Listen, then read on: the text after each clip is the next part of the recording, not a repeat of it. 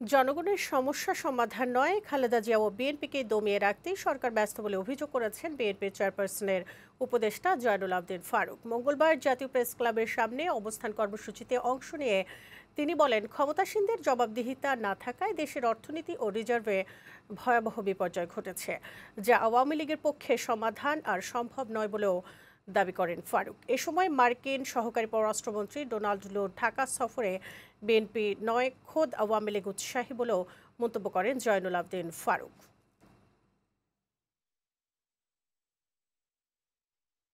এই সরকার খবর রাখে বাংলাদেশের জাতীয়তাবাদী শক্তিকে কিভাবে দমন করা যায়। এই সরকার শুধু খবর রাখে লুট করার জন্য। বিদেশ থেকে কোটি কোটি টাকা লোন এনে মেগা প্রকল্পের নামে বাংলাদেশে আজকে যে লুটের বাজার সৃষ্টি করেছে তার খবর এই সরকার রাখে। এই সরকার মানুষের খবর রাখার দরকার মনে করে না।